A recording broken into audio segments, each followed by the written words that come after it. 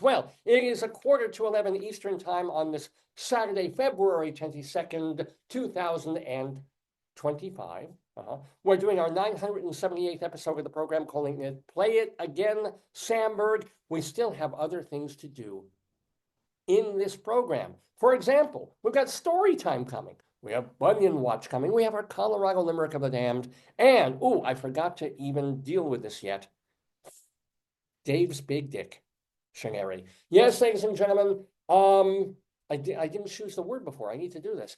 So what we've been doing for a while now is I will find a random word in the dictionary.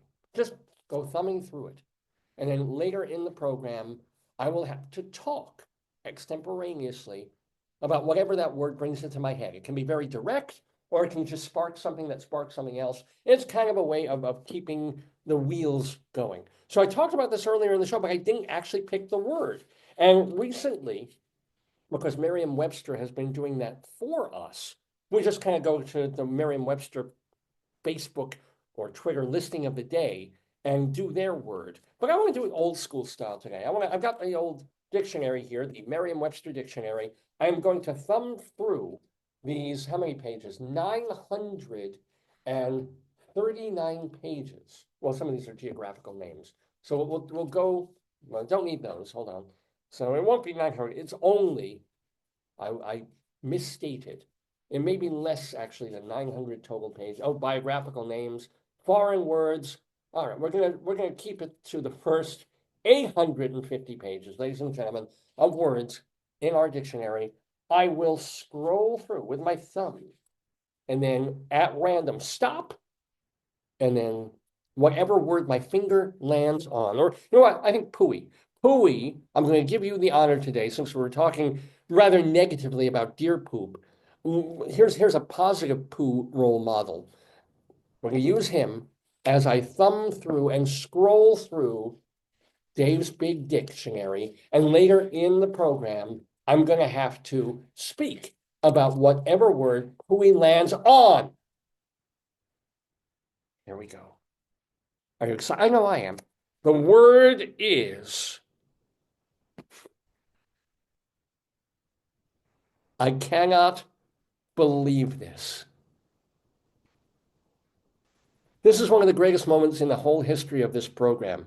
And I will explain why when I do this. In fact, I'm going to do the second right now, because this is too unbelievably perfect in so many ways. This was really, honestly, completely random. You saw me. I was scrolling through the book. I took a fake piece of crap and I put it down on a page. The word that pooey landed on in Merriam-Webster's dictionary is enema. Enema! This is the word of the day.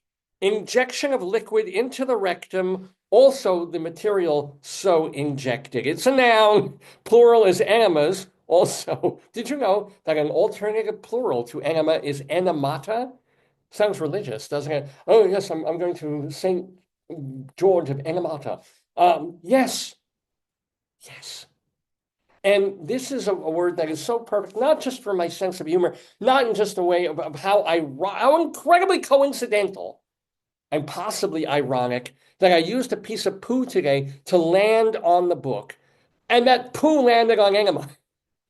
Usually enema lands on poo. But how great is that?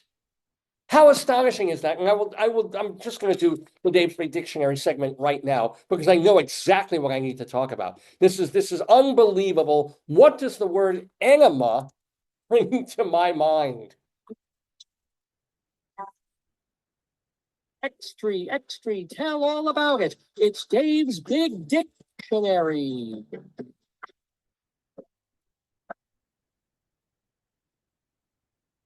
If I tell you this is one of the key words in my life, and I've spoken, honestly, I've told this story, I'm sure, before, one or two, maybe three times on this program over the years. So it's not new, but just the ability to bring this up now of how important, in a positive way, the word enema has been to my consciousness. I cannot tell you. So what does enema make me think of? Because I've never had one. I'm sure at some point I will. I'm sure at some point I really should. I'm 61 years old. I should get one of those exams, not just a proctology thing, but the tube thing, the thing. And I think that starts with an enema and then whatever. Anyway,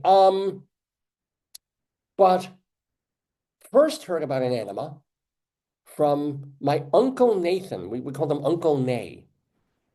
And Uncle Nay was kind of in a Benny Bell sort of way, loved a sense of humor, a jokester, a tumbler, but he worked in law. He was fine. He was much more normative.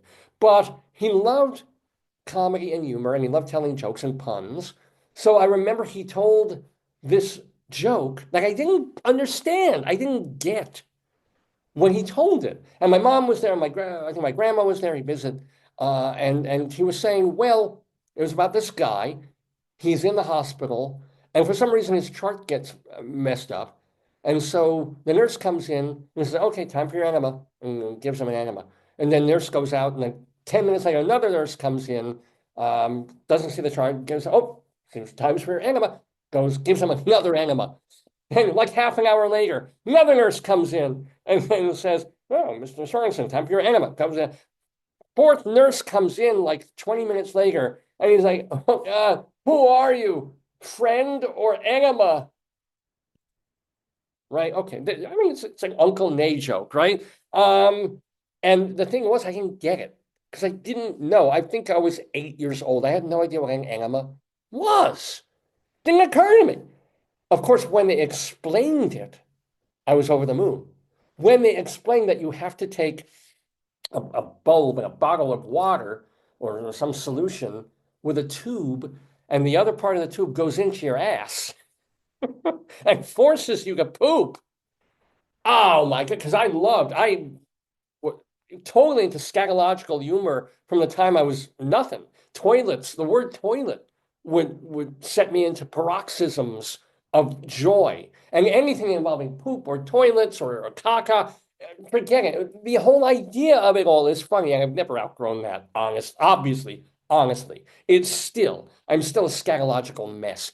So learning what an enema was just stuck with me. And it wasn't even that the joke was the plan. The joke wasn't funny to me, but the idea of taking a tube, jamming it in your tuchus, and then pumping water in there, and then waiting for water and sludgy poop to come out. What a beautiful thing for a demented 7, 8, 9, 10-year-old kid. The story does not end there because this is how we are warped. And this is what happens to us. This stays in the back of my mind. And at a certain point, I had a best friend in junior high school and then on to high school for many years. And we were doing stuff that we were writing together, we were laughing together, listening to music together, sharing our tastes, really bonding. And one of the things he wanted to do was to start a band, kind of a comedy rock band with other friends of ours. One of whom was a talented bassist, another was a guitarist, another a drummer. Let's put this together. And we were looking for material because we were just going to cover other people's songs. And like, well, I don't know, let me write something. And the first song I ever wrote I was going to say as a grown up, but no, I was probably 15. While Taylor Swift was writing brilliant ballads that would go on her first album at that age, my first song was the Enema Blues. I kid you not. And I actually played it with my friend on this show 2 decades ago. The Enema Blues. It was a basic lift from a classic, like Heartbreak Hotel, bluesy sort of number. But it wasn't just like, oh, I wrote a silly song that played on the idea of enemas, as I do, but it opened, literally as an enema does, it opened the floodgates. And suddenly I was writing 2 songs a day. When I'd never written, I think I wrote 1 or 2 songs in Hebrew school that were kind of playing musically. I had some basic songs in my head pre-teen. But this was the point at which I was like, oh my God, I can I can make parody songs. I can make funny songs of my own. And within about a month, I suddenly had like 20 songs written. And I wanted to hear them all done. And we were in a band, and it was suddenly like I was going to get them done and played and maybe get famous. Ha ha ha. But the Enema Blues was a song that started it all. It was the verbal tube that got jammed into my brain rectum and allowed floodgates of stupidity, comedy, nonsense, music, and creativity to flood out of me. Uh, and very often, I've written at least 10 of the 200 plus songs that I've written are scatological in nature. I've written quite a few songs about poo, way too many songs about poo or mentioning poo, and at least 3 songs. I may be the only songwriter in the universe that has 3 songs that directly reference enemas, including a very early song I wrote, a parody of the the Elton John and Bernie Taupin song, This One's for You. It's all about a guy who gives his great girl as her special love gift, as his romantic gesture. He offers giving her an, what's wrong with me? An enema. Now understand, Frank Zappa did do Illinois Enema Bandit, based on a real life guy. You don't want to know. But he only wrote 1 song, insofar as I know, about enemas. I've written at least 2, I'm three, because also, and as you'll find in my song lyrics on davelefkowitz.org, I also wrote a song called My Doggie's Christmas Gift. And this is many years later, by the way. This wasn't part of the initial growth spurt, if you will, of my songs just pouring out of me. This is quite a few years later when I wrote My Doggie's Christmas Gift. I think I even wrote it while I was still on, well, while I was already doing this program and thinking of songs to sing for our Christmas holiday show. And it's all about a guy who I'm going to give my dog an enema for Christmas. And yeah, you can, yeah. I'm going to give my dog an enema for Christmas. It almost has a Benny Bell bouncy kind of. I could hear the song being done by Benny Bell's band back in the late 30s and early 40s. But yes, and if you go through, you know what? I'm going to do this. I'm going to do this right now. I'm going to go to davelefkowitz.org. Can you all do this with me right now? davelefkowitz.org to read all my song lyrics, my plays, my journalism stuff. I'm going to look up the word enema and see how many times it comes up. First one is Enema Blues.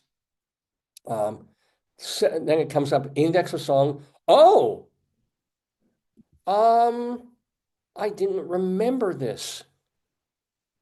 Ugh, I did not even remember this. I told you I wrote songs about poop, quite a few of them, but I didn't remember that the word enema is in here. Is it? Let me see. Where is it? Oh, no. I'm so sorry. I misjudged. So I wrote some lighter notes, if you will, for a song a song parody I did of the Jimmy Cliff song that was covered by Bruce Springsteen called Trapped. And the song parody is called Crapped, all about someone who's in various situations like a boardroom or on an airplane. Last place in the world you want to crap, and you crap yourself, which I've done. So in writing about my song Crapped, I mention the Enema Blues, but that's not on there. What about This One's for You? There's my doggie's Christmas gift.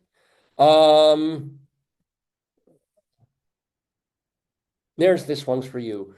So there are other songs that come up when I put that word in, but it may also be because I mentioned Enema Blues in talking about those songs. There's, of course, the song that I co-wrote with Rabbi Sol Solomon, Anal Dreidel. This is a Hanukkah song, of course, not the one by Adam Sandler. Even Adam Sandler wouldn't touch this. And it's all about a dreidel that a guy keeps in his butt as kind of it's a proctological tool that sees if he has cancer, but he also has fun with it. Don't even. Just go to davelefkowitz.org and you will see the levels of depravity and decrepitude, not decrepitude, but decrepitude that I sink to in my work. So, oh my God, what a perfect, fabulous word for Dave's big dick dictionary, ladies and gentlemen. Enema for today. That just literally made it's been a lousy time, a lousy year, a lousy week, but this changes everything, my friends. It's 11 o'clock in the morning, Eastern time here in the neighborhood. You're watching the 978th episode of the Dave's Gone By Facebookio Podcastio Programmio of the Stream with me, Dave Lefkowitz. Thank you for sticking around. We have more show for you, because even though we had our interview, even though we did Grilly Times, even though we did Dave's Big Dick,